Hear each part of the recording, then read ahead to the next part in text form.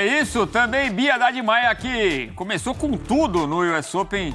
6-0, 6-0, 2 pneus. Isso que é bom começo. Aliás, bom começo também no nosso Sport Center, né, Antero? Boa noite. Acho que eu tô com 2 pneus também aqui, tem que dar uma olhada. Salve, Edu.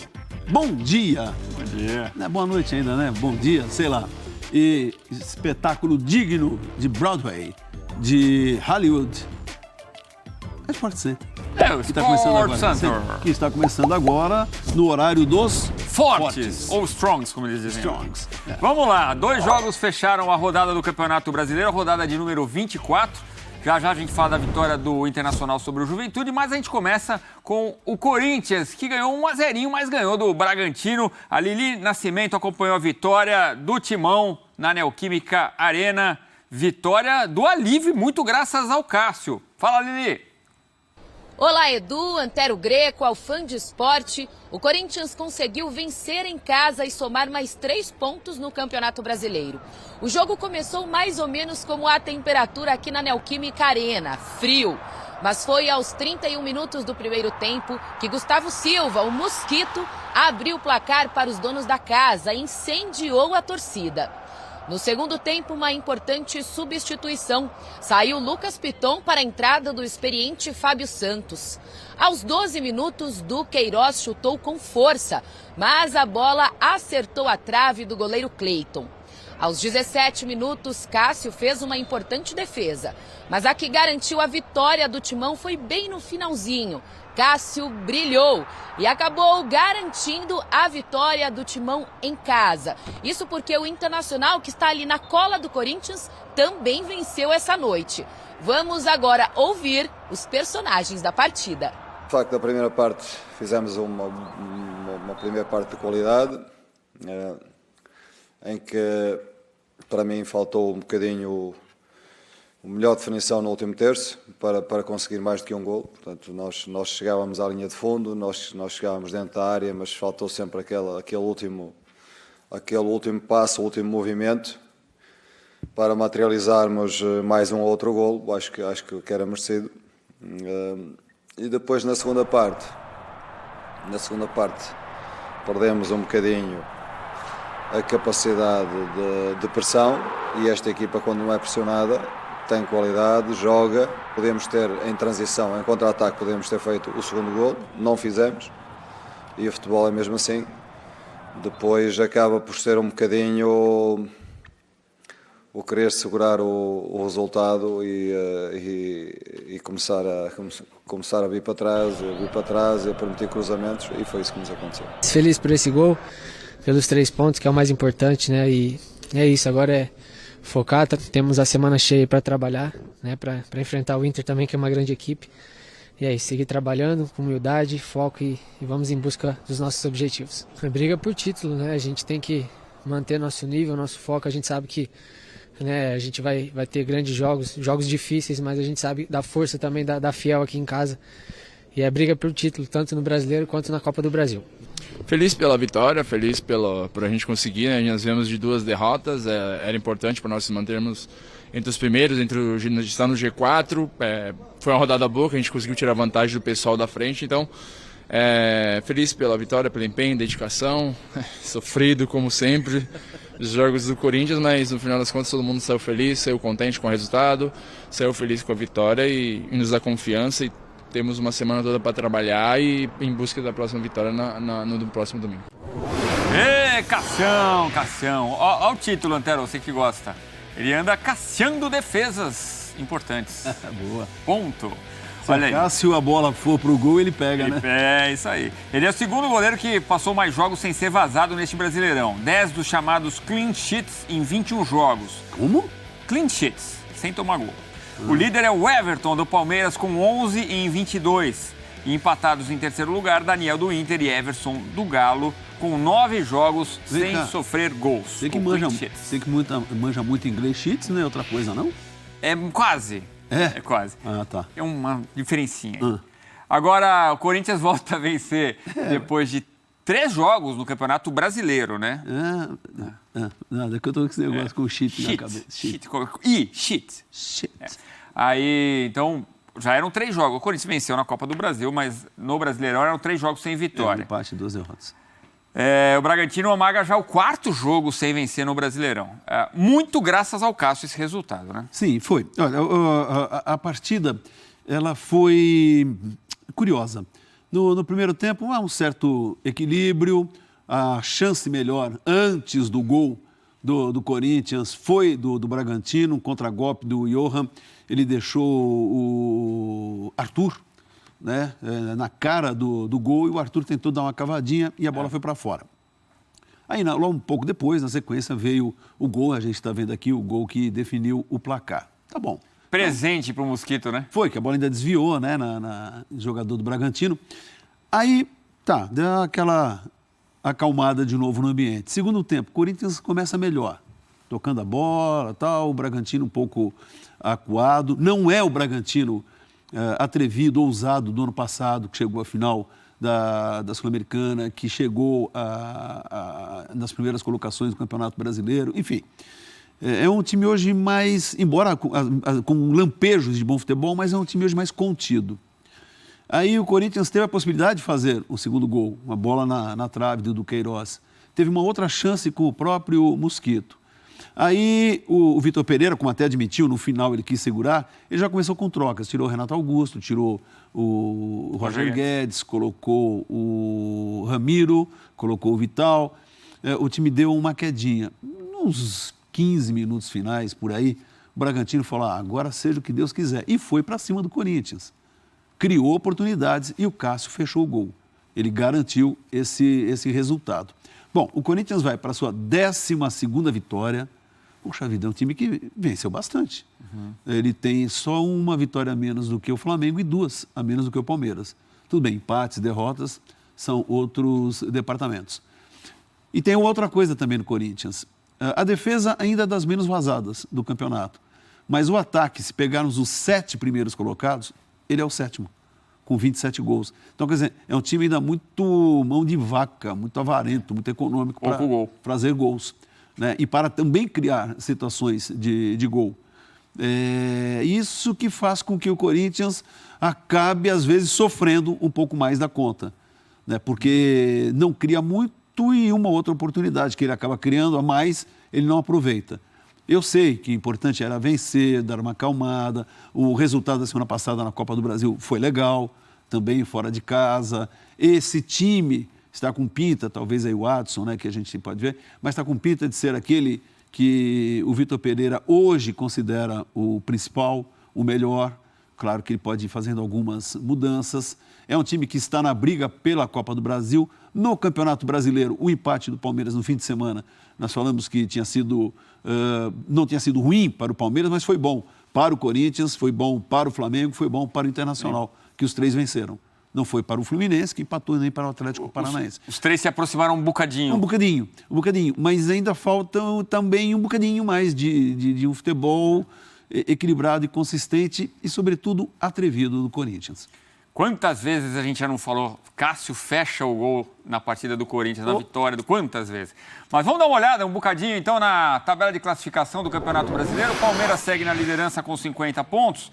Aí tem a turma embolada, né? O Flamengo 43, o Fluminense 42, assim como o 4º colocado, o Corinthians. O Inter estava em 4º quando começou o jogo do Corinthians. É questão de vitória, né? O Corinthians tem uma vitória a mais. Isso. Então tem 3 times aí com 42 pontos. Aí na sequência vem o Furacão com 39, o Galo com 36. Esse é que é o preocupante, hein? O Galo, 14 pontos de distância do Palmeiras. Será que sobe? Santos 34, América 32, assim como o Goiás. Na segunda página da tabela a gente tem o Bragantino, exatamente, que não pontuou hoje. Você vê, tá naquela zona do lusco-fusco. Fortaleza 30, São Paulo 29, Botafogo e Ceará 27, Coritiba 25, é o primeiro fora da zona de rebaixamento, onde estão Cuiabá também com 25, Avaí com 23, Atlético Goianiense com 22 e Juventude com apenas a gente vai entrar 17 pontos ganhos. A gente vai entrar no tema do Juventude, já que eu já vi atrás de você. É um que está indo muito rapidamente para a Série B. Mas registre-se aqui a subida do Fortaleza, hein? Só ganhou no segundo turno, né? Teve um empate com o Santos na última rodada e depois são 16 pontos nos últimos 6 jogos. Que bonito, hein? Beleza, parabéns. Uma senhora recuperação. O Internacional está bem na fita também. O Internacional que, aliás, encontra o Corinthians no próximo domingo. Os dois times venceram nesta segunda-feira. O Inter no clássico Juvenal, um dos melhores apelidos de futebol. E o jogo é Inter ou o jogo é em Corinthians? Eu estou agora com essa dúvida. Respondo. Bom, enfim, vamos lá. A gente vê depois. Em Corinthians. Em Itaquera. Então, o Internacional goleou o Juventude 4-0. O Gustavo Berton estava por lá no Beira-Rio e conta mais pra gente. Vai, Berton! Alô, fã de esportes, o Inter bateu o Juventude por 4-0 numa noite praticamente perfeita aqui no estádio Beira-Rio. Teve até pênalti, mais uma vez cobrado pelo Edenilson. Vou explicar porque que esse é um fato importante da partida. Bom, o Inter abriu o placar ainda no primeiro tempo. Gol marcado pelo Johnny de cabeça, depois de uma cobrança de escanteio do Depena. Ele de cabeça fez Inter 1-0. No finalzinho do primeiro tempo, o Colorado fez mais um. O Depena cobrou mal o pênalti, o goleiro Pegoraro do Juventude defendeu. E no rebote o Wanderson chutou forte para fazer Internacional 2-0. Depois do intervalo, mais uma vez o Johnny. Na boa jogada do Wanderson, ele de cabeça fez Inter 3-0. O jogo ia ficando assim, até que o Colorado teve mais um pênalti. No final do jogo, o próprio Edenilson sofreu o pênalti. E aí toda uma expectativa, porque o Edenilson vinha sendo muito cobrado pelo torcedor do Inter, pelo pênalti que ele perdeu contra o Melgar, e que foi um dos pênaltis que resultou na eliminação do Inter da Copa Sul-Americana. Desde então ele não tinha atuado aqui no estádio Beira-Rio. Quando ele entrou, já na segunda etapa, recebeu parte do estádio vaias e parte do estádio aplausos. Mas o Edenilson teve personalidade, pegou a bola, bateu e fez o 4º gol do Internacional. Inter 4-0 sobre o Juventude. E assim foram as análises aqui no estádio Beira-Rio. O Edenilson tem uma história maravilhosa, né? No futebol e aqui no Internacional. São questões assim que acontecem num clube ou em determinado jogador que às vezes atrapalha a questão externa. Mas ele é capaz, o Edenilson é um cara experiente o suficiente, a gente conta com o Edenilson sempre, e a questão do Edenilson ter entrado e ter feito o gol, pode reparar na comemoração dos atletas que percorreram uma distância muito grande para poder dar um abraço, né, e estar do lado. Com certeza que se precisar ali na frente vai voltar e vai dar conta. Muito feliz pelo momento, uma noite muito especial, principalmente pelo desempenho do grupo, então fico muito feliz com o momento que a gente vem vivendo, pela invencibilidade que a gente vem mantendo nesse segundo turno e, claro, que cabeça boa para que a gente possa dar continuidade nesse nosso trabalho. Após a partida, uma denúncia de injúria racial do jogador Felipe Pires, da equipe do Juventude. O jogador prestou depoimento, fez um boletim de ocorrência e o torcedor do Internacional, que inclusive foi retirado durante a partida, também prestou seu depoimento. O juizado vai analisar os depoimentos para saber se o inquérito será aberto sobre o caso ou não. A versão dele é absolutamente verossímil, né? Respeitando todos os pontos de vista contrários, a gente não quer fazer daqui que a versão dele seja sobrevalente em relação às demais. O que ocorreu, os meninos, amigos dele e ele, inclusive, são amigos de infância do Rafinha.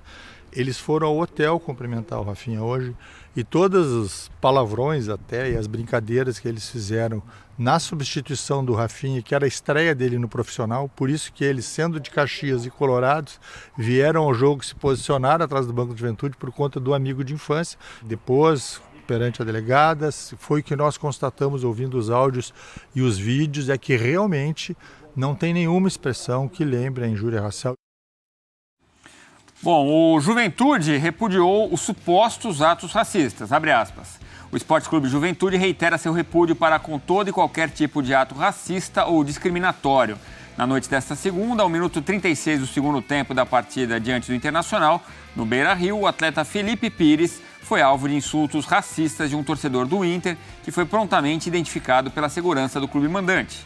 Ao final da partida, com total apoio jurídico do Juventude, o atleta registrou o boletim de ocorrência no GCRIM, localizado no estádio Beira-Rio. O clube seguirá absolutamente atento ao caso e prestando todo o apoio necessário a Felipe Pires. Fecha aspas.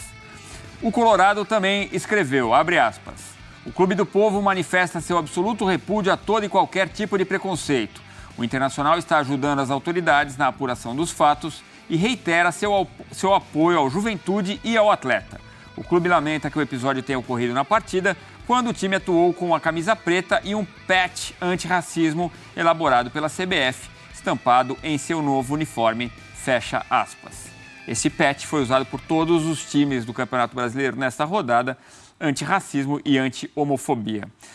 As autoridades responsáveis vão apurar o caso, Antero, mas é sempre ruim e inaceitável quando isso acontece.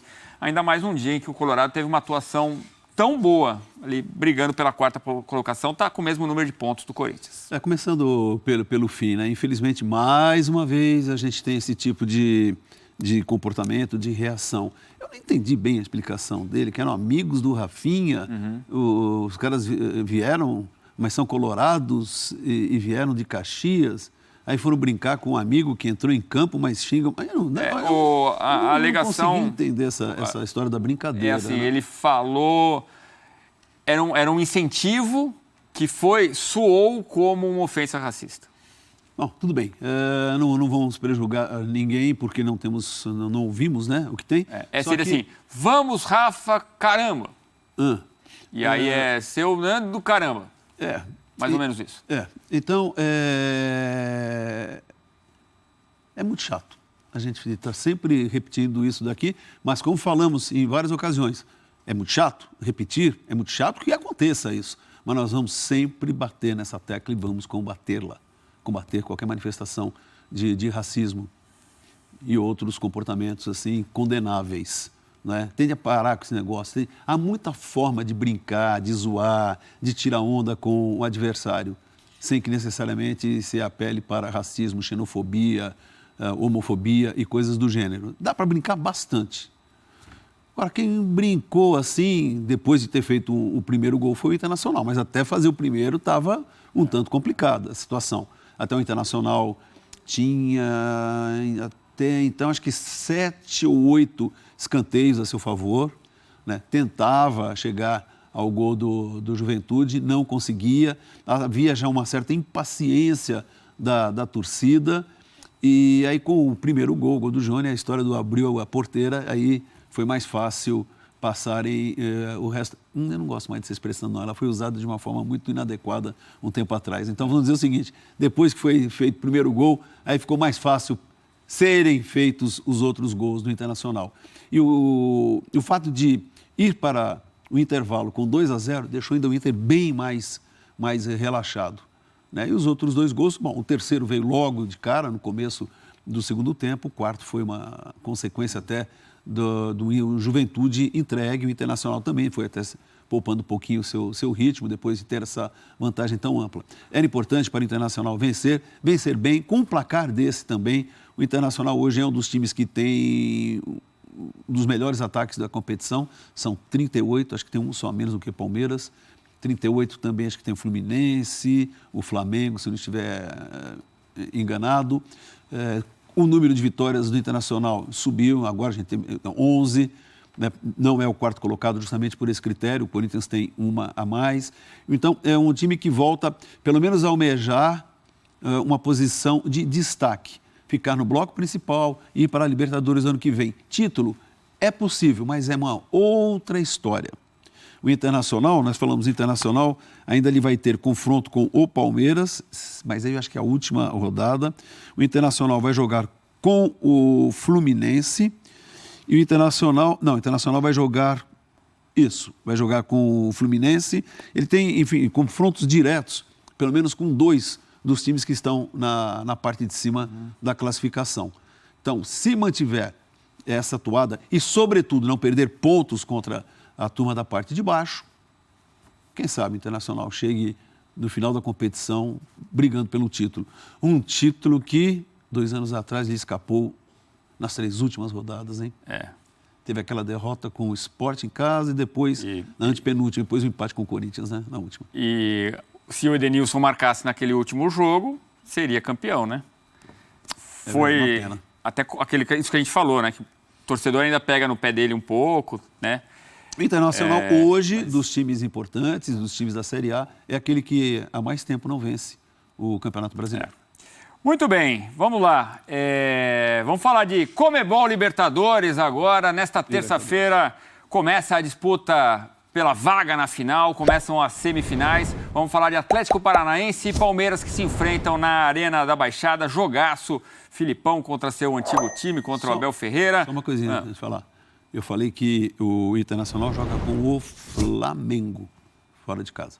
E agora contra o Corinthians nesse domingão, Exatamente, que também é outro time da parte de cima. Boa. Então vamos lá, vamos conferir as informações dos dois times, começando pelo atual campeão Palmeiras. O repórter é o Vinícius Nicoletti.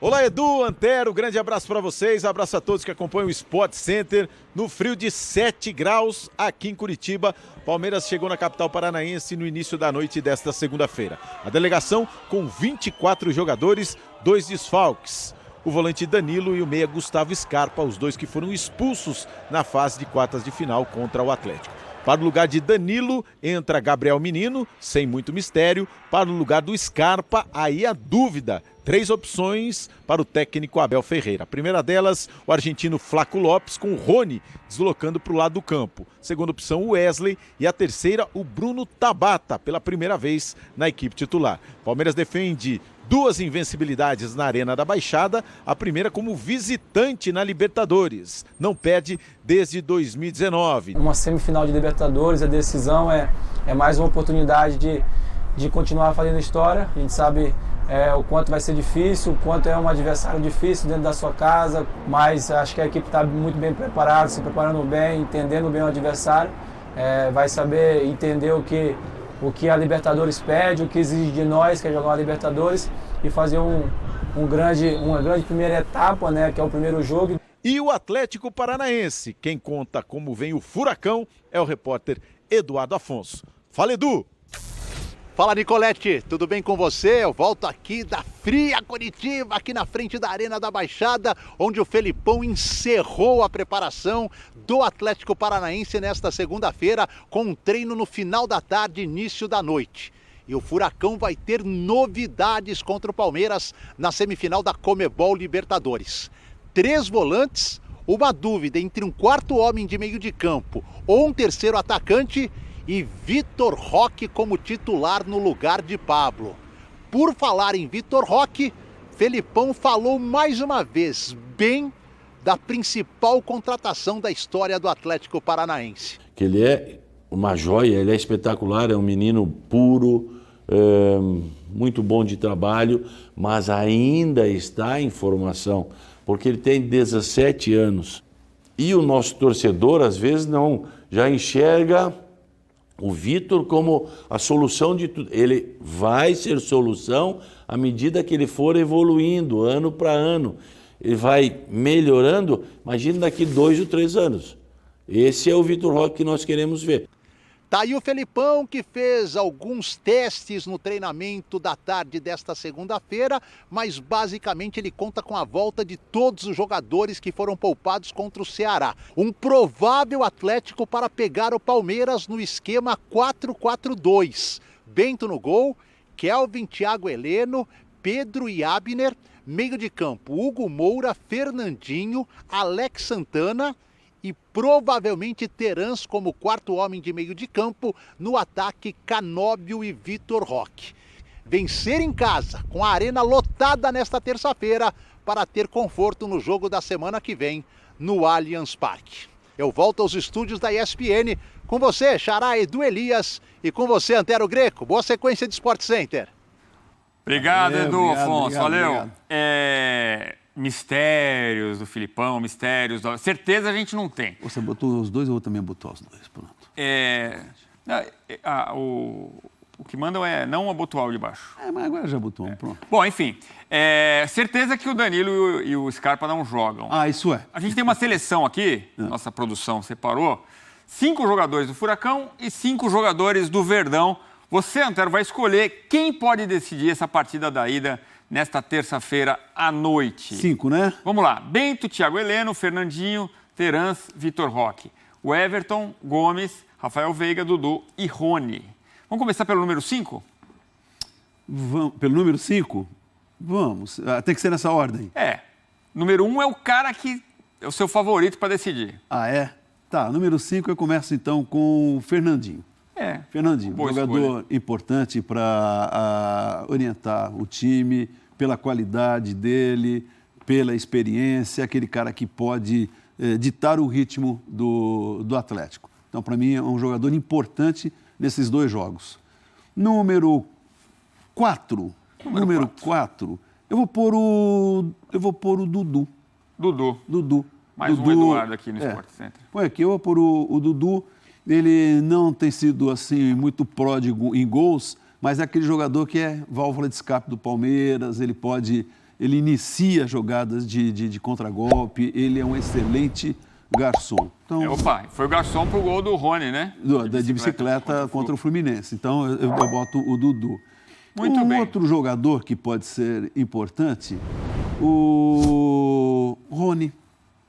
Número 3? Número 3. Deixa o Rony aqui, bem assim no meio do caminho. Eu fiquei pensando que você ia botar os 2 goleiros, mas agora eu tô achando que não mas eu vou explicar os goleiros. O Rony, porque é aquele jogador que muitas vezes passa despercebido numa partida, você fala, ou ele erra, né? Mas ele faz gols importantes e decisivos. Ele, para mim, é a síntese do que é o Palmeiras hoje. O espírito de luta, de entrega e de persistência.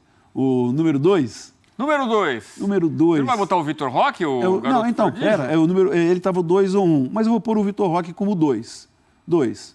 É um jogador, vamos lá. Foi? Não foi. Não. Agora sim. Como vimos até o destaque dele, um jogador jovem, fez gols decisivos, fez gol contra o Libertad, fez gol contra o Estudiantes, fez gol contra o Palmeiras, na vitória do Atlético em São Paulo por 2-0, na 15ª rodada. Então, uma das únicas 2 derrotas do Palmeiras no campeonato, né? A primeira, logo na estreia contra o Ceará em casa, 3-2. Então, é um jogador que pode ser decisivo. E eu vou pôr até que é Deixa eu ver. bem conhecido por lá. Eu aposto. O Rafael. O Rafael Veiga. Embora ele não esteja numa fase exuberante, mas também é aquele jogador que faz gols decisivos, em momentos decisivos para o Palmeiras. Ele até, por exemplo, até em derrota, ele faz um gol que você fala, deixa o time na briga e depois acaba se recuperando. Aí você fala, poxa, o Bento e o Everton podem ser importantes hoje, mas eles podem ser mais importantes na semana que vem, se por acaso houver os pênaltis. Se a gente repetir essa conversa na semana que vem, pode ter certeza que o Everton e Bento, para mim, eles vão ficar nas primeiras colocações. 2 grandes goleiros, hein? Estão chamando até de São Bento.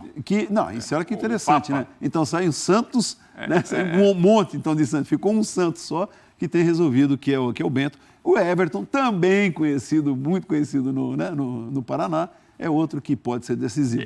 Também o Gustavo Gomes, para mim, é um dos que podem entrar na lista na próxima semana. O Gomes seria mais ou menos, ele está para o Palmeiras como é o Fernandinho para o Atlético Paranaense. Aquele jogador que embora não seja um meia, nem um atacante, mas é o capitão, é aquele que muitas vezes... Dá firmeza e às vezes ajuda lá na frente também, né? Ajuda na frente e faz gols.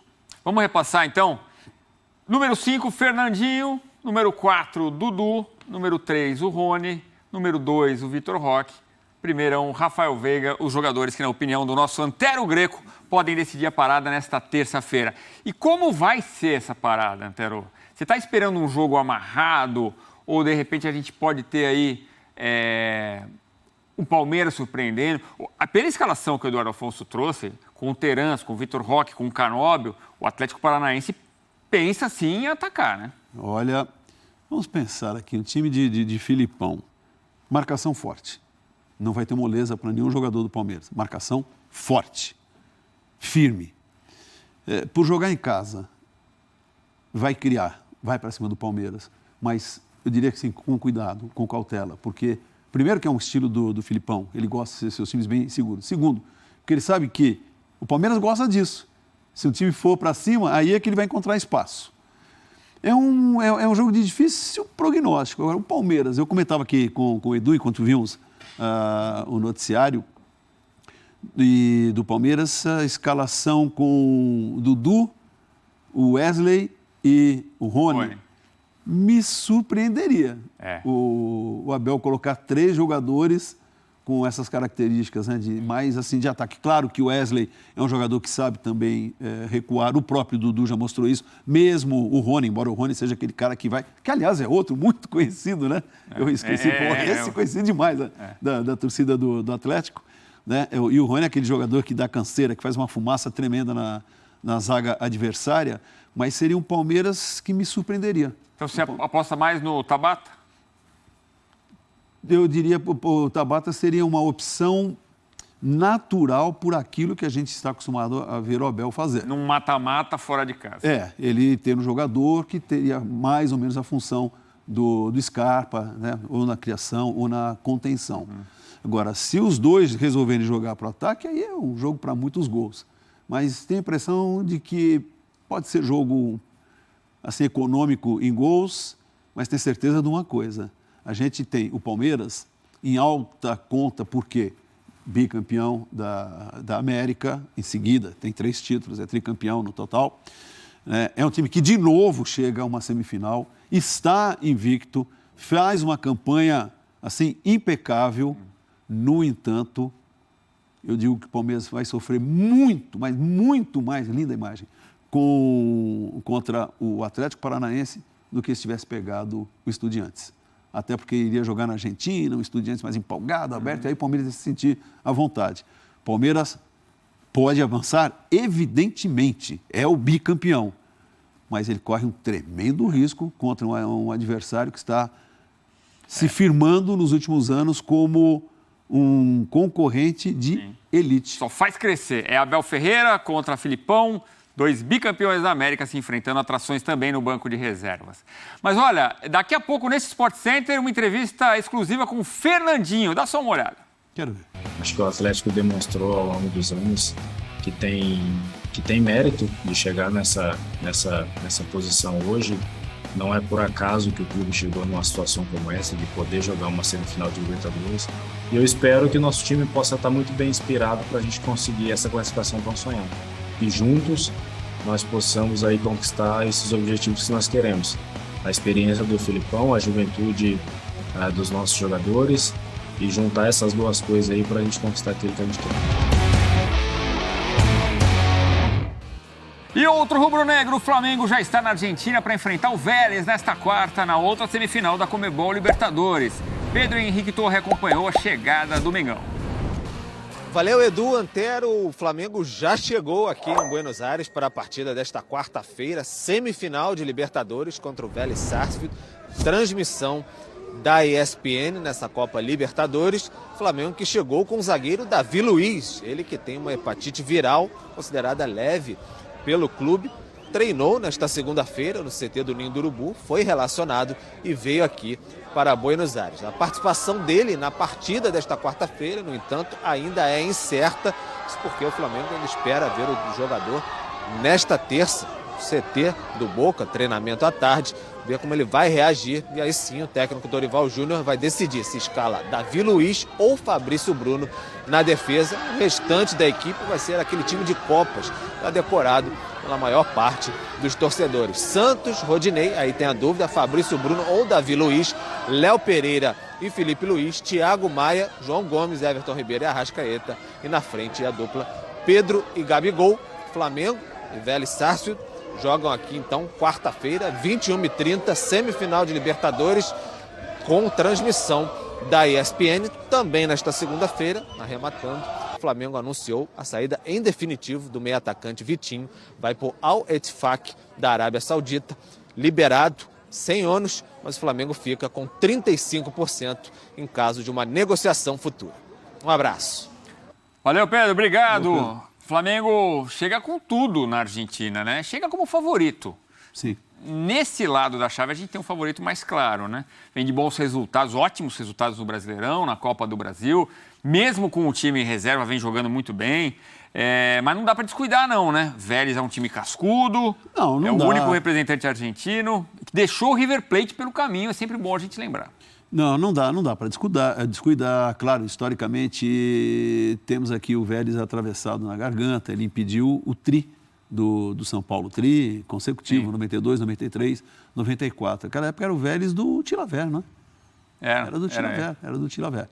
É um time argentino e sempre se deve tomar cuidado. Você pode falar assim, isso é um clichê. Não é um clichê, é um fato. Nós já vimos muitas vezes times argentinos ganharem ou eliminarem times brasileiros em várias competições. Não estou falando de River e Boca, quando estão bem, são dois gigantes do futebol mundial. Mas outros times argentinos de menor expressão já obtiveram muitas vezes resultados importantes contra as nossas equipes. Então, claro que o jogo é jogado, é dentro de campo, o que importa é passar, é chegar à final.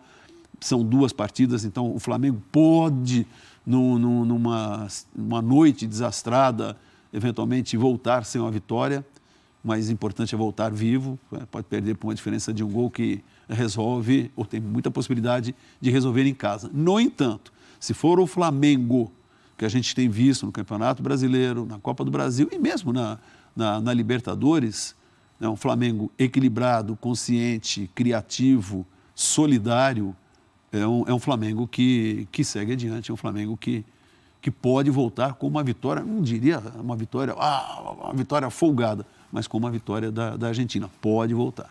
Bom, a nossa equipe já está acompanhando de perto tudo que cerca essa partida entre Vélez e Flamengo. O gramado é um ponto de preocupação. A gente tem umas imagens aí exclusivas. Olha os buracos. Não é legal para o Flamengo isso, hein? Mas não é legal também para eles, né? Para o Vélez. Quando o gramado é ruim, prejudica os dois times.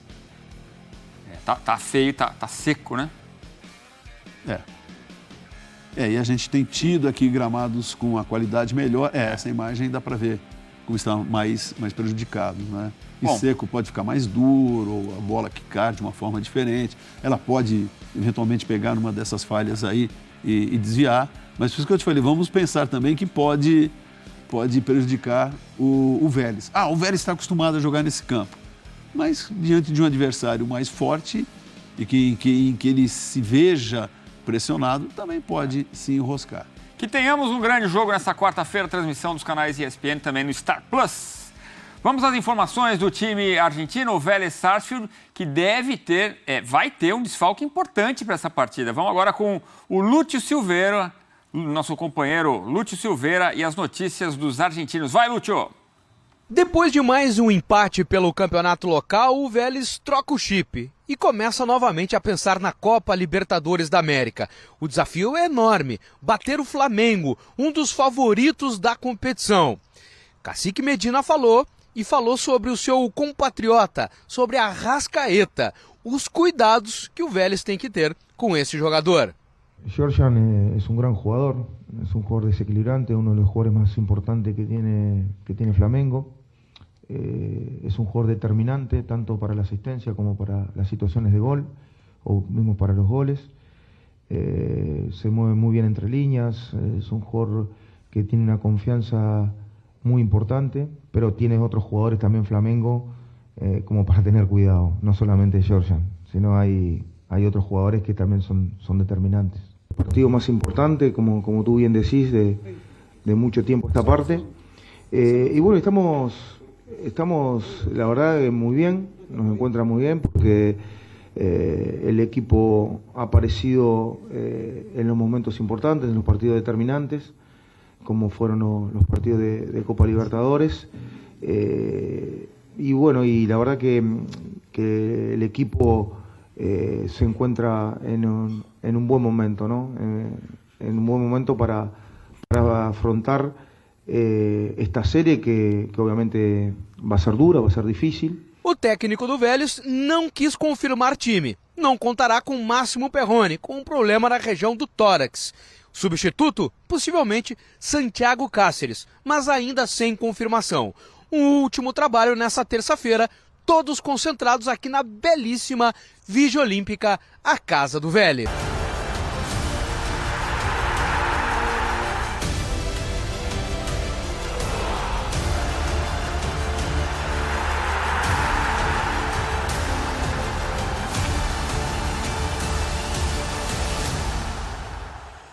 Longe de ser um jogo normal, Antero. Vélez e Flamengo, semifinais da Conmebol Libertadores. Nesta quarta-feira você vê ao vivo e exclusivo onde? Onde? Aqui. Aqui.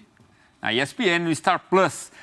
O início das semifinais da Conmebol Libertadores será já nesta terça-feira com o Atlético Paranaense e Palmeiras. O experiente Fernandinho do Furacão bateu um papo exclusivo com nossa equipe e você confere agora como foi.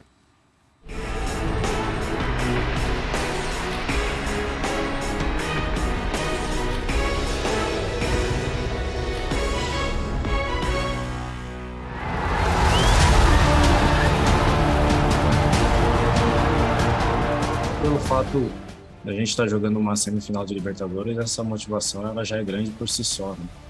Acho que o Atlético demonstrou ao longo dos anos que tem mérito de chegar nessa posição hoje.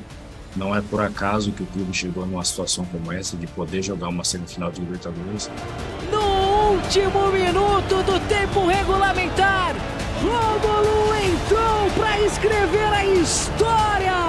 Acho que agora é o momento da gente se sacrificar e de colocar tudo em jogo em prol do nosso objetivo, nesses 2 jogos que nós teremos contra o Palmeiras, e estar atento a todos os detalhes possíveis, né? Acho que nesse tipo de jogo cada detalhe é importante, cada detalhe pode definir uma classificação ou não. Por ter conquistado 2 Libertadores e hoje é o líder do Campeonato Brasileiro, tem jogado em futebol, que tem dado todo o mérito para estar nessa posição, pode ser considerado favorito, mas eu tenho certeza que nenhum jogador, ou até mesmo treinador, se considera favorito, porque eles sabem que no futebol todas as coisas são possíveis e dentro das 4 linhas é onde as coisas são definidas. A gente vai entrar nesses 2 jogos assim, se preparar da melhor maneira possível para tentar conquistar essa classificação, que é um sonho para todos nós. Então, sem dúvida nenhuma, eu acredito que serão dois bons jogos. Acho que dentro de campo as coisas serão definidas aí dentro de campo. E eu espero que o nosso time possa estar muito bem inspirado para a gente conseguir essa classificação tão sonhada.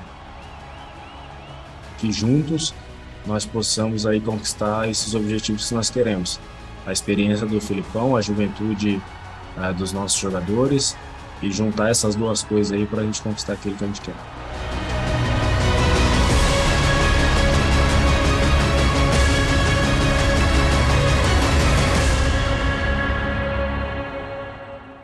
Vitor Roque, garoto bom de bola, o Eduardo Afonso já trouxe a informação ao longo desse Sport Center, deve sair como titular, assim como o Terans, como o Canóbio.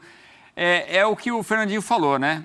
Este Atlético Paranaense que vem encorpando, 2 vezes campeão recentemente da Sul-Americana. Lá atrás, já disputou uma final de Libertadores. 17 anos já. Sim, foi com o São Paulo. São Paulo em 2005. Foi o trio do São Paulo. E essa receita, a experiência do Filipão, a experiência do Fernandinho com a molecada, e é um time realmente que pode aprontar e pode surpreender o que muita gente acha que seria uma surpresa. Acho que não dá nem para colocar como surpresa se o Furacão passar pelo Palmeiras, que é o atual bicampeão. Não é surpresa, mas está fora da questão de favoritismo. Né? Pelo retrospecto do próprio Palmeiras, atual bicampeão da América, semifinalista nas últimas 4 temporadas, ele foi 3 vezes semifinalista, enfim. Quarta vez. Exatamente, 4ª vez que ele chega à semifinal. Então, por tudo que cerca o Palmeiras entra, digamos ali, com um favoritismo. Eu não colocaria hoje, por exemplo, 80, 90 para o Palmeiras, 70, diria 60, 40. Sabe? E isso significa o quê? Menosprezo com o Palmeiras ou menosprezo com o Atlético? De forma alguma.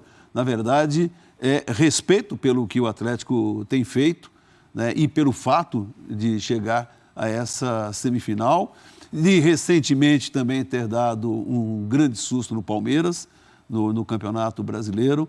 Você fala assim, mas perdeu outro dia feio do Flamengo no Campeonato Brasileiro, também em Copa do Brasil, mas calma lá, gente, na Libertadores esse time tem mostrado muito caráter vai dar trabalho para a turma de verde e branco.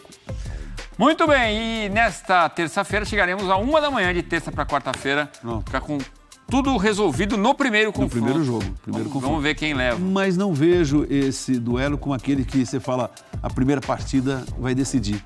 Decidir assim, sabe? Você fala mais ou menos como a gente tem falado é muito improvável. Desse duelo Flamengo e São Paulo de Copa do Brasil, que o Flamengo abriu uma vantagem quilométrica.